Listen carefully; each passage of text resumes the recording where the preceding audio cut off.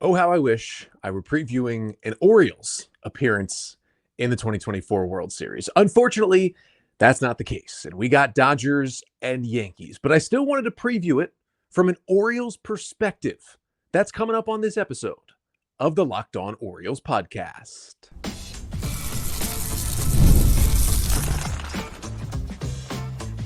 You are Locked On Orioles, your daily Baltimore Orioles podcast. Part of the Locked On Podcast Network, your team every day. Hey there, Orioles fans. Today is Wednesday, October 23rd, 2024, and welcome back into the Locked On Orioles podcast, part of the Locked On Podcast Network, your team every day. As always, I'm your host, Connor Newcomb. And coming up on today's episode, we are going to preview the 2024 World Series. It is set. It is the Dodgers and the Yankees. Top two seeds in each league are going to square off. The World Series, I'm sure that Major League Baseball desperately wanted it. Finally happens here in 2024, but we're going to preview it more so from an Orioles perspective. We'll talk about what the O's can learn from these two teams that made it to the World Series. We'll chat about which of the impending free agents on the Yankees and Dodgers could be targeted by the Orioles this offseason. And I'll talk a little bit about the obvious rooting interest for Orioles fans and my predictions for the World Series coming up at the end of the show. But that is all coming up on this episode of the Locked On Orioles podcast, which is brought to you by FanDuel. You can start the season with a big return on FanDuel. Place your first $5 bet and you'll get started with $200 in bonus bets guaranteed. Just visit FanDuel.com to get started today. So we know the matchups officially. It's the Dodgers. It's the Yankees. Both teams were the number one seed. Both teams had some issues getting through the postseason. I'd say the Dodgers more than the Yankees, but they both did make it to the finish line. The Dodgers taking out the Mets in 6 games, the Yankees defeating the Guardians in 5 games in each of the championship series to face off in a World Series that starts on Friday night at 8 o'clock on Fox. Will be game 1. It'll be Garrett Cole and then probably either Yamamoto or Jack Flaherty going for the Dodgers in that game 1. And this is not going to be a full World Series preview. If you'd like more of that, you can check out Locked On MLB. You can check out Locked On Yankees. You can check out Locked On Dodgers. We've got it all for you here on the Locked On Podcast Network. And of course, if you're still loving Locked On Orioles, make sure to leave a rating and a review wherever you listen to the pod, Apple, Spotify, whatever it may be. And of course, if you could like, comment, and subscribe to the Locked On Orioles YouTube channel, that helps a ton. But I first wanted to start with, okay, what can the Orioles learn from the fact that the Yankees and Dodgers got to this point this year? The Yankees making their first World Series appearance since 2009, which is the last time that they won. Dodgers with their third appearance now in the last 8 years. Of course, they won the World Series in 2020 and lost the 2017 World Series to the Houston Astros. But there's always that little asterisk next to that Dodgers 2020 World Series. It was a tough postseason, but it was also a 60-game season. There was a lot going on in the world, as we know, that was impacting that baseball season. And so, the Dodgers definitely want, I guess, quote unquote, a real title. I kind of fall in the middle about how people feel about that 2020 title, but they're going to want something real. But what can the Orioles learn from these two teams? Well, I think a big theme of this year throughout the regular season was, hey, anything could happen, right? There was no 100-win team this season for the first time in a long time. We had a lot of teams that were supposed to be great get hit with injuries and inconsistently. And we know the Orioles had their struggles. The Phillies struggled, the Dodgers struggled, the Yankees struggled throughout the season. And it just looked like, hey, we kind of know who the good teams are. We know a good chunk of these teams are going to be in the postseason, but it was kind of like, what is going to happen in October? Because you didn't have a great read on these teams. Well, both these teams definitely got healthier in October, which certainly helped them. They had the most talent. And the big thing was they've spent on these rosters. They have spent to improve these rosters. And if you're looking at the opening day payroll, Dodgers are number 2, $325 million. Yankees are number 3, $302 million. Number 1, the Mets team that just got eliminated. So 3 of your 4 CS teams, top 3 in payroll. Now, of course, the Guardians were there as well. They were bottom 10 in payroll. They're closer to what the Orioles do, but they really looked overmatched, losing in 5 games to the Yankees in that championship series. It came down to the 3 teams remaining were the top 3 payroll teams. You also have to go back to the 2017 Astros to find a team that was outside of the top 10 in payroll in baseball to win the World Series. And remember, the Astros, they were only outside the top 10 at that point because they were still in the upward mobility part of their rebuild. And of course, they got a lot of help outside of payroll, winning that 2017 World Series. And then the Astros immediately got into the top 10 in payroll. And when they eventually won again in 2022, they were a top 5 payroll team. So they were getting there. Really, the only big outlier in the last 2 decades is the 2015 Royals that were way down there in payroll, and still don't understand how that team ended up winning a World Series, but they did.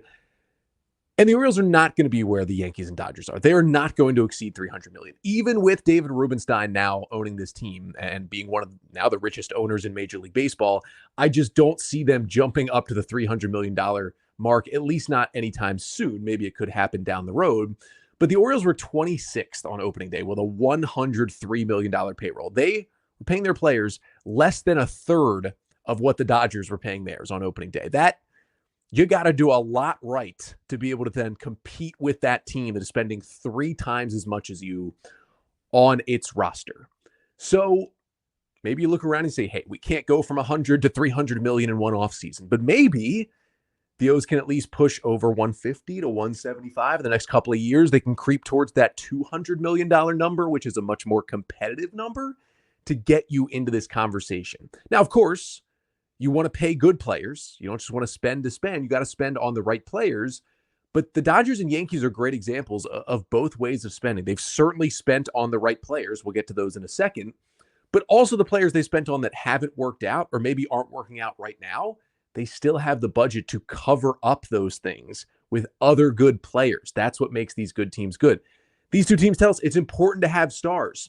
You've got Aaron Judge, Juan Soto, Giancarlo Stanton, Garrett Cole on one side. You've got Mookie Betts, Shohei Ohtani, Freddie Freeman, Yoshinobu Yamamoto on the other side, just to name a few. Now, hopefully, Gunnar Henderson and Adley Rutschman and Jackson Holliday and those guys are those guys eventually for the Orioles, but maybe making another big free agency splash. The O's had a guy in that category in Corbin Burnes leading their rotation this year, but it would be quite a surprise if Burnes is back in an Oriole uniform next year. He's going to sign a $300 million deal. The chances are it's not going to be with the Orioles.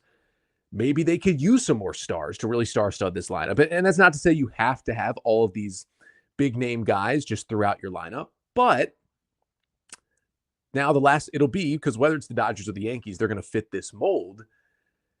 You can go back years and years and continue to find teams that have guys locked up under big long-term deals and are winning the World Series. Dodgers or Yankees this year. Last year with the Rangers, they spent all that money on Semien and on Seager, and they paid for some pitching that helped them as well. They brought in Jacob deGrom, even though he didn't help him because he got injured. You go back to 2022, that Houston Astros team. Of course, a lot of that young core was locked up with big contracts at that point. They had Verlander on the big contract. 2021, the Atlanta Braves had locked up all of their young guys on contracts. They helped them win that World Series. Of course, 2020 was the Dodgers. We know how they approach team building. Even 2019 with the Nationals, that was a little bit different. They had kind of the Scherzer and the Corbin, and then the team was a little younger and a little cheaper around that, but they were still a top 10 payroll team. The Red Sox had a whole bunch of stars locked up on that team in 2018 with some young talent added as well. It's the spending and the stars that comes together to generally get you to this point. The last thing is, if you can mash, the Dodgers and the Yankees can mash. Those are two of the top 5 offenses in baseball this year. The Orioles were right up there with them. Sometimes, if you don't have a great rotation, you just need a really good bullpen. Now, the Dodgers rotation has been in shambles all the year. The Yankees all season has been in a much better spot, but it's still not perfect, and they've got a lot of questions as well. But both of these teams have put together these bullpens that can lead them there. For the Yankees, it's just finding the right guys in the late innings. For the Dodgers, they're bullpen gaming basically every third game at this point. It feels like the Dodgers have one true starter right now in Jack Flaherty. And then it's okay, what can we actually get from Yamamoto? And then it feels like it's a bullpen game after that. That's where the Dodgers are right now in terms of pitching, and it got them to the World Series. You look at the Yankees, they built a bullpen, how a lot of good teams are building them right now, kind of off the scrap heap, right? Luke Weaver, failed starter, claimed on waivers. He's now their shutdown closer. Clay Holmes, yes, had his struggles, but is still a good setup man. Came over in a nothing trade when he was terrible with the Pirates. Jake Cousins, another waivers guy. Tim Hill, another waivers guy. Those are 4 of their top 5 relievers this postseason. All basically came off the scrap heap. The Yankees changed some things they did and made them better. The only guy they developed internally, really, that's played a big role is Tommy Kahnle, who was drafted by the Yankees back in 2010 and is now finally becoming a free agent after this year. And then on the Dodgers side, they kind of did a little bit of both. They have a mix of the scrap heap guys. Evan Phillips off waivers from the Orioles. Anthony Banda had bounced around a bunch of teams. Ryan Brazier was DFA'd last year till the Dodgers fixed him. Brent Honeywell's been DFA'd and injured a million times before the Dodgers picked him up. But they've also added like legitimate veterans. Now, these are veterans with questions and some significant injury questions over the past few years in Blake Trinan, Daniel Hudson, and Michael Kopech in their bullpen. A lot of guys who could just break again at any moment, it seems. But when they're on the mound, they cost a little bit, but they pitch really, really well. And that combo of, guys off the scrap heap and fixing them and some risky veterans have paid off for the Dodgers in that bullpen. And I think with the O's bullpen, it kind of matches up well here. Like Cianel Perez, Danny Coulombe, Jacob Webb, Yennier Cano, all huge parts of the Orioles bullpen, all kind of came off the scrap heap, right? Perez off waivers, Coulombe, basically nothing trade, Webb off waivers. Cano was more of a throw-in from the Twins in the Jorge Lopez deal. Cade Povich was really the guy that the Orioles went and got in that deal. We know how well he developed Felix Bautista after he was cut loose when he was in the minor leagues. And then maybe you supplement that with, a guy like a Keegan Aiken being your more internally developed guy, and the O's brought in the Matt Bowmans and the Colin Selbys of the world to help out, and they added some veterans, right? Gregory Soto and Sir Anthony Dominguez, and they tried it with Craig Kimbrell, didn't eventually work, but we'll probably try to add at least one more veteran reliever this offseason. Like they seem to be close to the blueprint of these two teams when it comes to building a bullpen.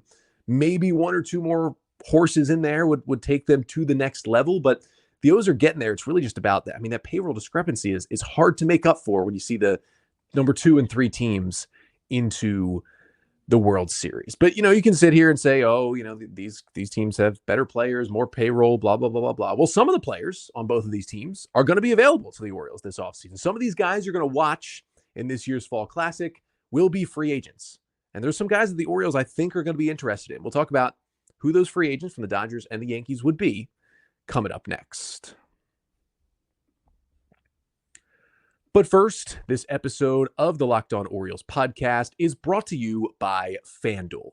Hey, NFL fans, you can start the season with a big return on FanDuel, America's #1 sportsbook. So when you get a hunch in the middle of the game, you can check out the latest stats, view live play-by-play, and so much more on the same page where you place your bets. And you'll get started with $200 in bonus bets guaranteed when you place your first $5 bet. Now, already looking ahead to this Sunday, Ravens and Browns. Browns got a backup QB in there. They were basically playing a backup QB before that anyway. It looks like on FanDuel, the Ravens are double-digit favorites. Doesn't matter. I think the Ravens are going to win this game by like 24 points. I'm taking the Ravens in that one. You can do that as well at FanDuel.com.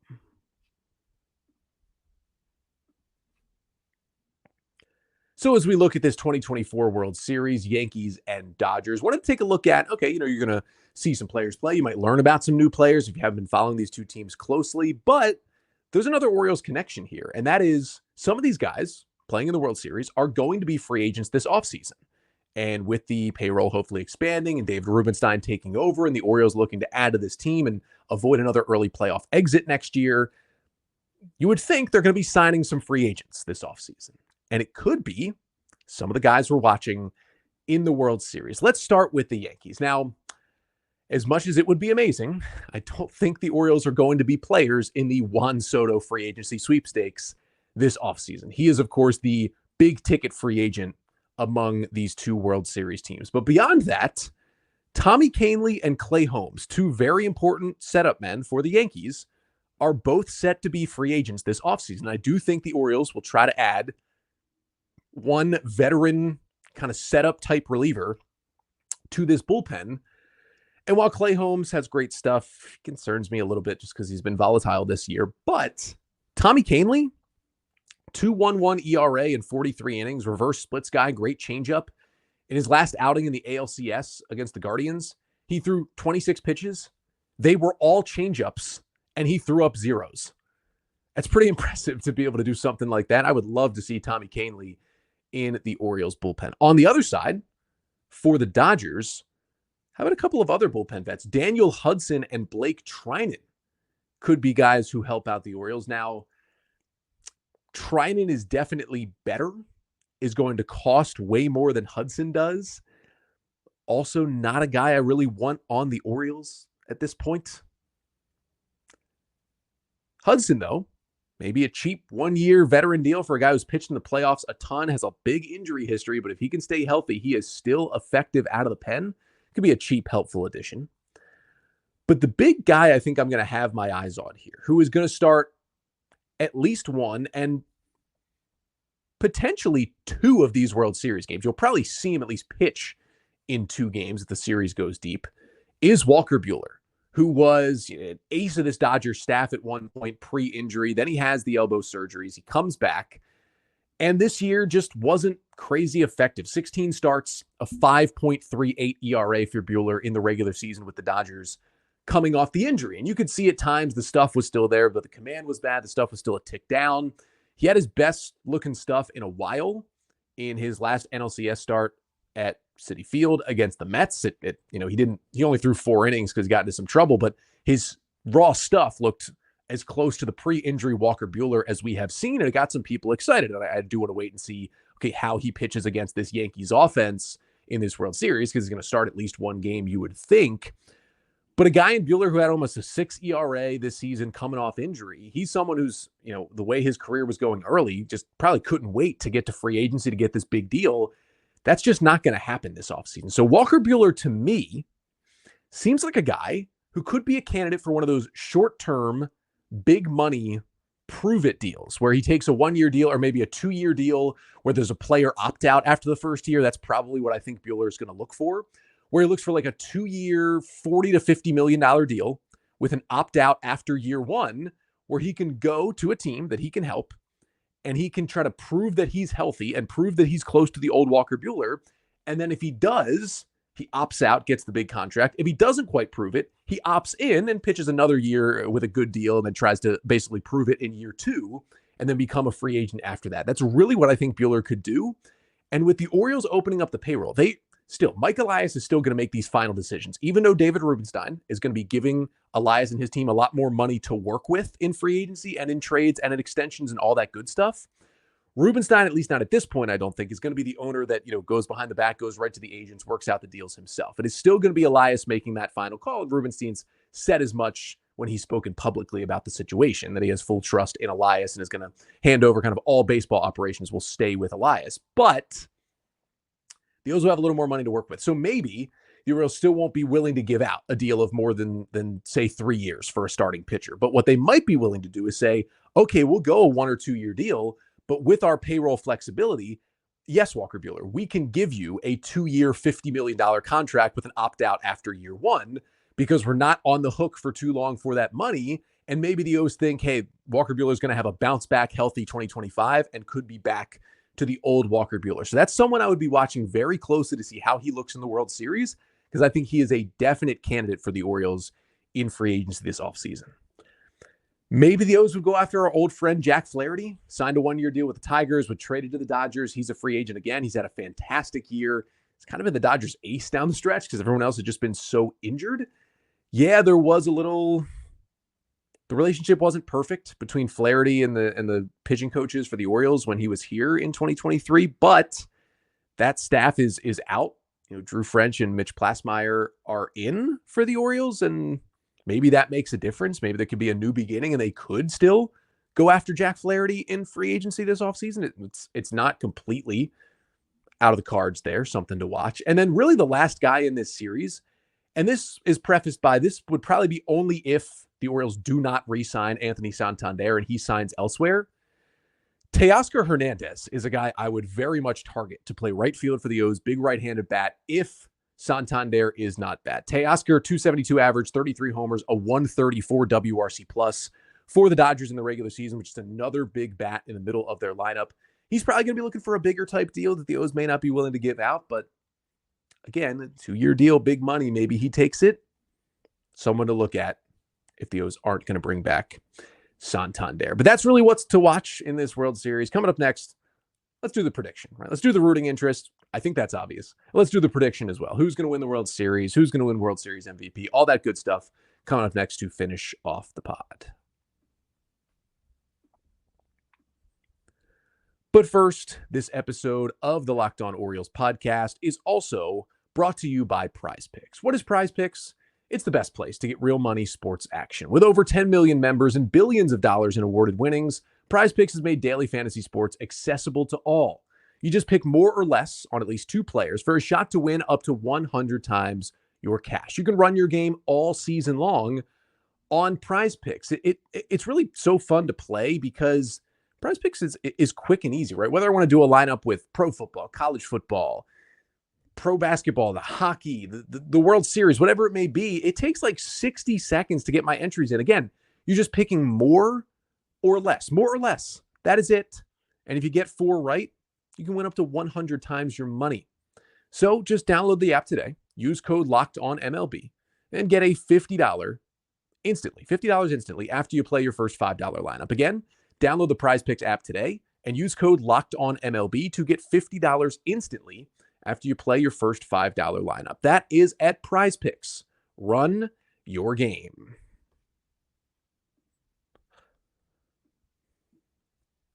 So let's get to the end here and talk about some World Series predictions. Again, it is the Dodgers and the Yankees. Best of 7 series opens up on Friday night with Game 1 between the Yanks and the Dodgers at 8 o'clock on Fox. It should be a fun series. I get kind of the, this is the World Series MLB wanted, Yankees and Dodgers. This is what we wanted. This is, the teams that everybody hates, whatever it may be, the big payrolls. Like, no. Like, these are the dudes. Like, you've got, as I mentioned before, Judge, Soto, Stanton against Betts, Ohtani, Freeman in the World Series. We're going to get to watch Shohei Ohtani and Aaron Judge both play in the World Series. That is something we have not yet seen. Some of those other guys I mentioned, like Soto's been in the World Series and Cole's been in the World Series, and we've seen Betts and Freeman in the World Series, but Judge and Ohtani are the 2 best hitters in baseball right now.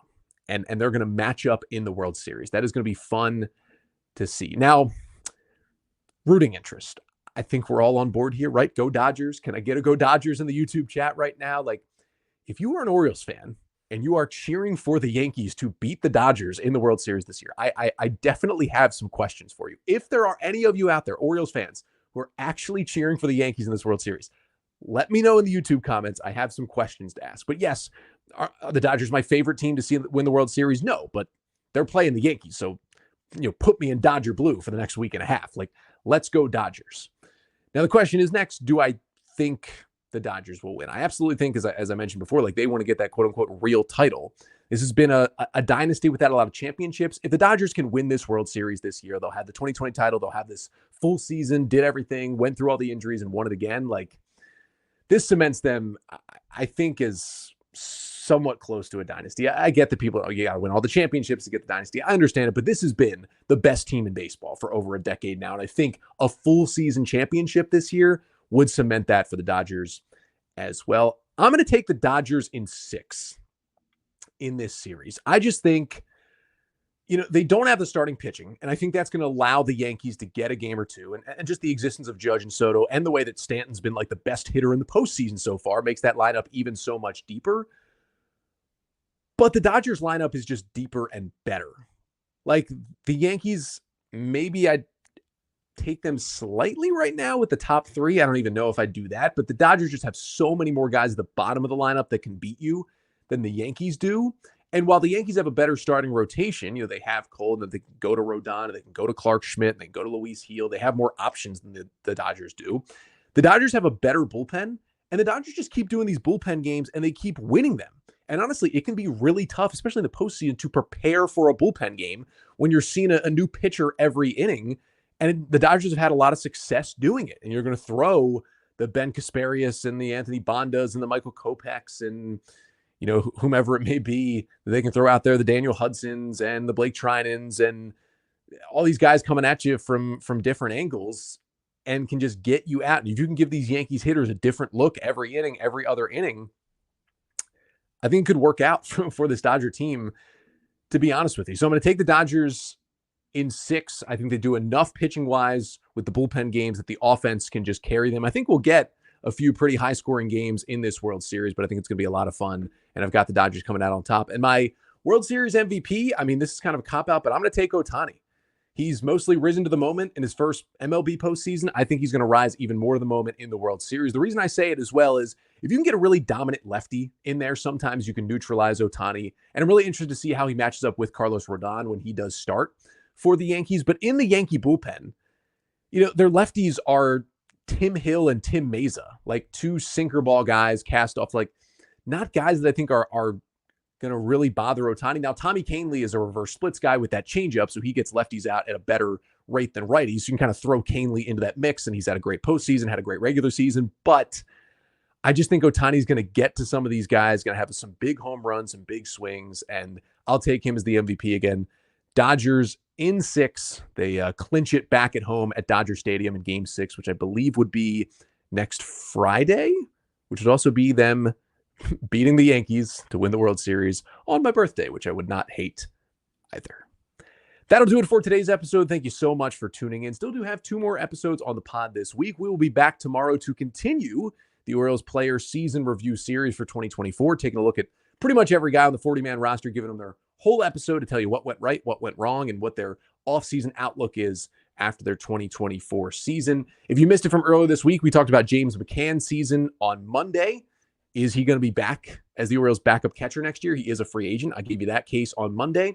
Then we talked about Jorge Mateo's season, how it was cut short by injury and how that impacts his chances of getting a roster spot next year. That was Tuesday's episode.